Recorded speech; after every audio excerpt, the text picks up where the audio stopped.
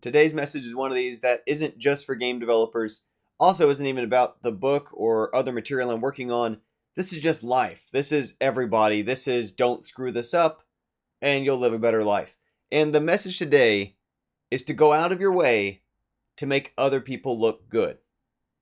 And as always, I practice what I preach. I spent the last 2 hours editing a podcast out of audio from a guest speaker, and that's audio I'd already edited for our internal club video. But whenever I transition from adapting audio from an interview format into a podcast, I trim it down to try to make everybody sound as solid as possible. And this isn't saying there's anything wrong with the person in the podcast. This has been the case for every single episode now. I think I'm 87, 88 into the series, where what happens is, I kind of knew starting out, right? I wanted to really spotlight developers. This is, by the way, Gam Keto Community Podcast. But I wanted to spotlight developers who were not typically already in interviews, were not already on a stage, given a platform. People who are actually a much better representation of what game development's really like, what it involves, what the day-to-day is like, what it's like at whether people are entry-level, mid-level, run their own small companies. Just like paint a picture of it. What that means is, these are people who, they're not super experienced at interviewing.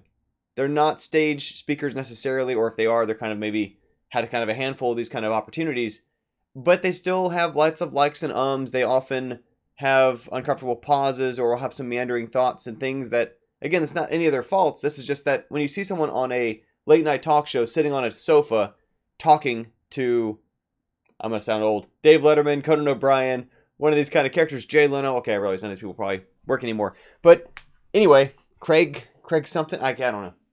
Whatever the kids listen to. When you hear people on the television and interviews, those are people who their life skill is presenting and speaking while being recorded.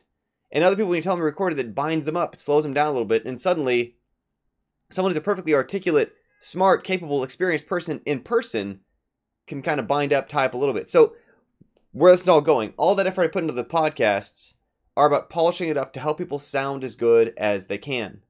That I've had cases where people who, I think there's especially one guy, we spent probably 90 minutes struggling through some sort of questions about the company. We had to keep trying to check in with other people, whatever. And by the time I released that podcast, I think it was probably came out to a 25-minute episode, his boss actually complimented on just like how masterfully he spoke on behalf of the company, of just quick answers, knew the things off the top of his head, clean spoken. And that was, again, a product of like that effort and energy trying to help position people. Now, partly, of course, I do too because I care about my listeners. I respect their time, respect your time. And so I'm trying to help make sure that it's efficient. I'm not a fan of the podcast where it's kind of rambling and people just kind of chatting and all over the place. There's plenty of those. Nothing wrong with those. It's not my thing. I know people listen to my podcast. They want to hear game developers talk game development. So that's what I deliver on. And again, in many cases too, it helps them. I know that for the rest of their future, right? They might be pointing people back to this podcast, this interview that they were a part of. They might send their friends and family to check it out. They might send future prospective employers to. Potential collaborators are going to find them when they Google them. So I know it matters. So I go to the extra mile to try to make people look good. Now to go back to the original message of why it's so important to make people look good, as it ties into yesterday's discussion about some basic professional networking. It's about trying to find ways to help others in a way that, you help a lot of people, and you can gain a reputation of the kind of person who goes out of their way to help other people. And that's really beneficial because people care about each other.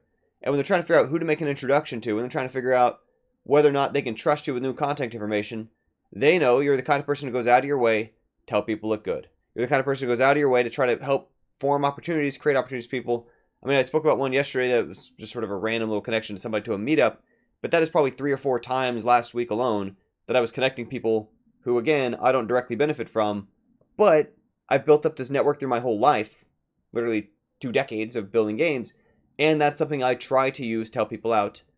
People who also, again, seem like they're also out there helping people, also out there trying to make people look good, also out there trying to do good in the world, and that all begins from go out of your way to help people look good.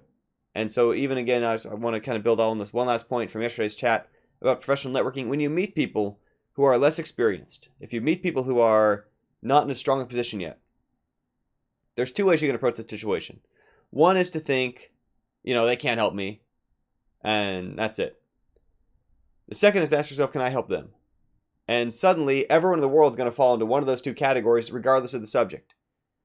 And if you can find some way to help them, to better organize them, to better connect them, better point them in a better direction, to help them save some trouble stumbling over some of the things that you tripped over in your past, obviously you've left a good impression. Obviously they're going to remember who you were. Obviously, again, they might either send more people your way or at the very least speak positively of you in other settings in a way that's going to reflect well on you, leading to other opportunities down the line that otherwise are silent.